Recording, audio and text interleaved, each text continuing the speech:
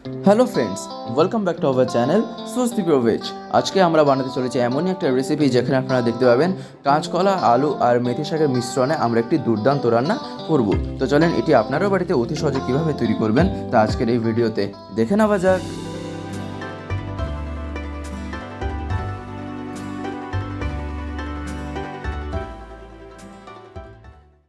আমরা সবথেকে প্রথমে এখানে যেগুলো নিয়ে নিচ্ছি তা ছিল মেথি শাক, কাঁচকলা আর আলু। তারপরে আমরা এগুলো এখানে কেটেও নিচ্ছি। আশা করি তা আপনারা দেখতে পাচ্ছেন যে কীভাবে কোন সাইজের যে এই জিনিসগুলি আমরা কেটে নেব, অর্থাৎ এই সবজিগুলি।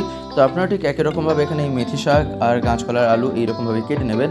আর তারপরে এখানে আমরা এই কাঁচকলাটাকে একটা পাত্রে কিছুটা জল নিয়ে তাতে আমরা হলুদ গুঁড়ো দিয়ে দিয়েছি, আর তাতে আমরা এই কাঁচকলাটা দিয়ে দিলাম। আর তারপরে আমরা এতেই আমরা আলুও দিয়ে দেবো। তো এই কয়েকটা জিনিস এখানে দিয়ে দেওয়ার পর এইটা এখানে কিছুক্ষণ রাখতে হয়। তো যাই হোক, আরেকটা পাত্রে আমরা এখানে যে জিনিসগুলো নিয়েছি তা ছিল 5 ফোড়ন, শুকনো লঙ্কা আর কাঁচা বাদাম। আর এখানে আমরা আরেকটা পাত্রে নিয়ে নিচ্ছি হচ্ছিল লবণ, তারপরে গোলমরিচের গুঁড়ো, লঙ্কা গুঁড়ো, হলুদ গুঁড়ো আর কাঁচা ধনে গুঁড়ো। তো যাই হোক, এইবারে আমরা এখানে একটা কড়াইতে কিছুটা তেল নিয়ে তাতে প্রথমে আমরা এখানে কাঁচা বাদামটা ফ্রাই করে নিচ্ছি, অর্থাৎ আমরা এখানে প্রথমে বাদামটাকে একটুখানি ভেজে নেব। তো আপনারা ঠিক একই রকমভাবে প্রথমে এখানে বাদামটাকে একটুখানি ভেজে নেবেন।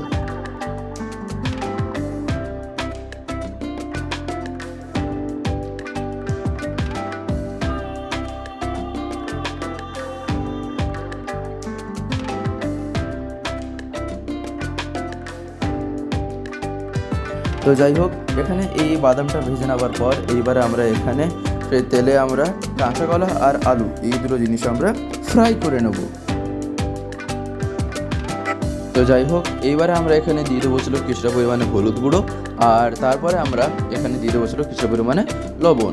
অর্থাৎ এখানে আর একটা কথা এটা বলে রাখি, তা হচ্ছে হলো এখানে এই আলু আর কাঁচা কলা যেটা আমরা নিয়ে নিয়েছি সেই দুটো জিনিস আমরা কিন্তু প্রথমে হলুদ জল থেকে বের করে তার কিছুটা ধুয়ে নিয়ে তারপরে কিন্তু আমরা এখানে এটা ফ্রাই করে নিচ্ছি। তো যাই হোক, এখানে আমরা তারপরে খানিকক্ষণ এটা ঢাকনা দিয়ে রেখেছিলাম, প্রায় বলতে পারেন এই 4-5 মিনিট মতন। তারপরে ঢাকনাটা তুলে নিয়ে আমরা আবার একটুখানি এটা খুন্তি দিয়ে নাড়িয়ে নিচ্ছি, আর তারপরে এটা একটা পাত্রে এখানে নামিয়ে নিতে হয়।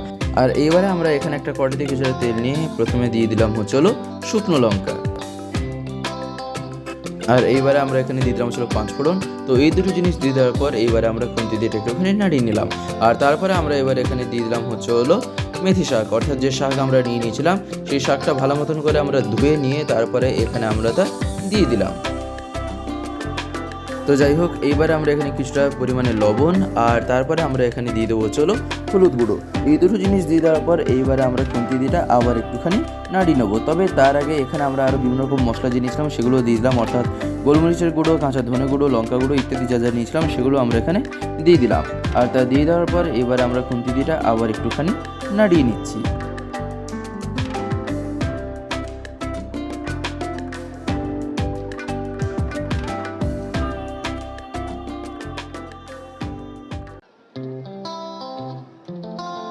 তো যাই হোক, এইবারে আমরা এখানে একটা খানিকক্ষণ ঢাকা দিয়ে রেখে দিলাম। আর তারই ভিতর আমরা কি করলাম না, যে বাদাম আমরা ফ্রাই করে নিয়েছিলাম সেই বাদামটাকে আমরা এখানে ভালো মতন করে একটুখানি থিতো করে নিচ্ছি, বা বলতে পারেন যেমনভাবে এখানে বাদামটা গুঁড়ো করা হয়ে থাকে ঠিক সেরকমভাবে যতটা পারা যায় এখানে আমরা বাদামটাকে গুঁড়ো করে নেওয়ার চেষ্টা করছি। আর তারপরে আমরা এখানে ঢাকনাটা তুলে নিয়ে এখানে আমরা সেই বাদামের যে গুঁড়োটা আমরা তৈরি করলাম সেটাই আমরা এখানে দিয়ে দেবো। তবে তার আগে এখানে আমরা একটুখানি জাস্ট খুন্তি দিয়ে নাড়িয়ে নিলাম। আর তারপরে আমরা এখানে তার আগে দিয়ে দেবো হচ্ছে হলো সেই আলু আর কাঁচা কলা যেগুলো আমরা ফ্রাই করে নিয়েছিলাম। তো এই দুটি জিনিস এখানে দিয়ে দেওয়ার পর এইবারে আমরা এটা এখানে খুন্তি দিয়ে একটুখানি নাড়িয়ে নেবো। আর তারপরে গিয়ে আমরা সেই বাদামের যে গুঁড়ো সেটা আমরা এখানে দিয়ে দেবো।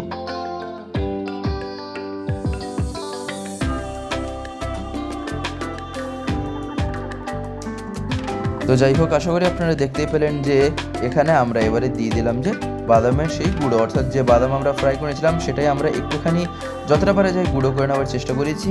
আর তারপরে আমরা এখানে কিন্তু এটা দিয়ে দিলাম। আর এটা যে খুব একটা যে বেশি গুঁড়ো করবেন তাই কিন্তু না, জাস্ট হালকা হালকা একটুখানি গুঁড়ো করে নেওয়ার পরে কিন্তু এটা এখানে দিয়ে দেবেন।